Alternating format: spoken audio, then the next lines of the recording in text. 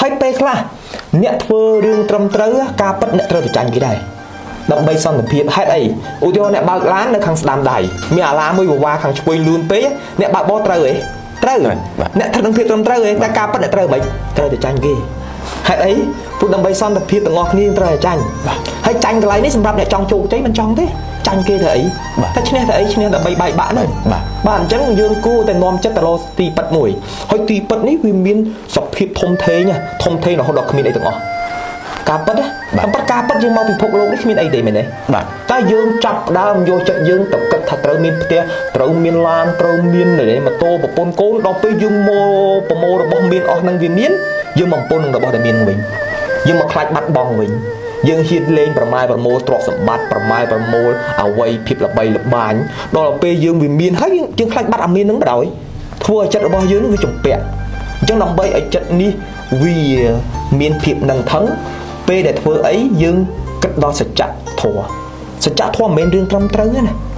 រឿងត្រឹមត្រូវមេឃមានយុគមានថ្ងៃមានសៅរ៍មានអាទិត្យទេណាតែសច្ចធម៌អ្នកដែលធ្វើឲ្យមេឃនឹងភ្លឺវាអត់តន់ល្ងិតទេវានៅជាដរាបទេណាចឹងមានអញ្ចឹងហ៎ចឹងមានថាយើងនាំចិត្តទៅរកទីពិតធ្វើអីក៏ដោយឧទាហរណ៍ថាអ្នកជួយបងប្រុសរបស់អ្នកត្រឹមត្រូវហើយយើងជាបងប្អូនជួយប៉ុន្តែបើការពិតជួយមិនបានកុំជាប់លេងទៅអ្នកអាចយកអ្វីទៅក្របមហូបប្រសើរជាងទៅនិយាយប្រាប់រួយឈប់រោមហូបអ្នកអាចដេកក្នុងមុងប្រសើរជាងផ្ទះមុខបៀតភ្លឺពួកការពិតមានន័យថាយើងត្រូវដេកក្នុងមុងបាទតែយើងត្រឹមត្រូវហើយដែលយើងអាសាផ្ទះមូលផ្ទះអីចឹងហ្នឹងអត់ត្រឹមត្រូវតែថាយើងរស់នៅការពិតយើងដេកក្នុងមុងចប់ណាគេនិយាយដើមយើងធ្វើនេះមិនត្រូវអ្នកមិនអាចទៅបិទមាត់គេតែអ្នកអាចដកខ្លួនពីគេបានការពិតអ្នកអាច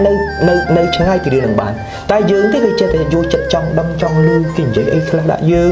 គេគិតយើងយ៉ាងម៉េចយើងយកចិត្តទៅលេងវាកឡោវាធ្វើឲ្យចិត្តយើងវាអត់នឹងអញ្ចឹងដើម្បីធ្វើមិនឲ្យចិត្តយើងវាថឹងវានឹងស្គាល់យកចិត្តរឿងរស់នៅក្នុងសភាពពិតបើការងារពិតឧទាហរណ៍យើងមកពីគ្រួសារដែលខ្វះខាតយើងត្រូវរស់នៅមួយការពិតហ្នឹងហើយផលិតវាឲ្យប្រសើរឧទាហរណ៍យើងខ្វះខាតយើងមកនៅភ្នំពេញយើងមិនមានឡានជិះដូចគេឧទាហរណ៍យើងជិះតែម៉ូតូទៅមុខក៏បានហ្នឹងគេថារស់នៅជាមួយនឹងការពិតដែលយើងនាំមកហើយយើងឆ្នៃវាឲ្យប្រសើរ